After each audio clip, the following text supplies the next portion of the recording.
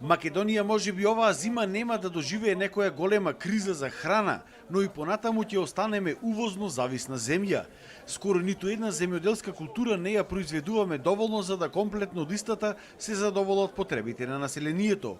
Буквално се мора да увеземе за да се надополни побарувачката. Неможноста да се планира поради немањето на загарантиран откуп, цени кои што постојано варираат и енормно поскапување на репроматеријалите се една од главните причини за ова. Секое потврлување генерално драстично во цените, во откупните цени, влијај во планирањето на производството кај нашите производители во наредната година, затоа секој што планира нешто да произведува, сака да биде сигурен во некоја цена која би ја имал, би бил добар во планирањето кога би се знаеле цените на ресурсите кои ми се потребни, тоа се репроматеријалите кои ги употребуваат во нивното производство. Подобрување има само кај пченицата, која што годинава достигна цена од 19 до 21 денар, а лани цената се движеше околу 10 денари. Но останува сега да се види дали со есенската сејдба ќе се зголемат и површините.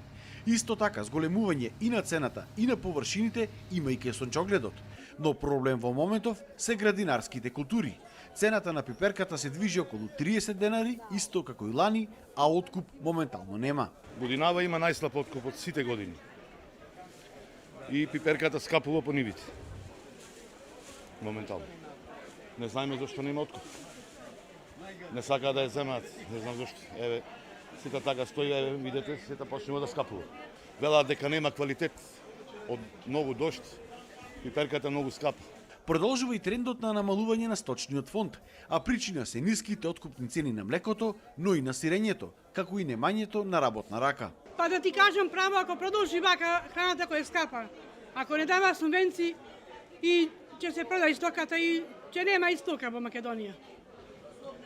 Треба да се вложи напор, значи власта да вложи напор да се подржи сточарството.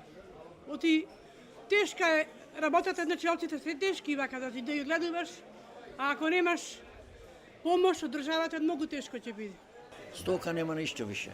Кај нас нема 700 куќи, уште ја имам 300 гај овци. Па нема младите неќат никој да оди, секој си бега странство. Кај што му е полесно, кај што има поќе приход. Ова е тешка работа, не е лесно. Кај ќе најдеш млеко, мора да има млечна криза кога нема млеко, дошто млеко. Не треба да плати државата, да помогне па да се подобри. Ако не се субвенциите, еве немаме земено субвенции уште.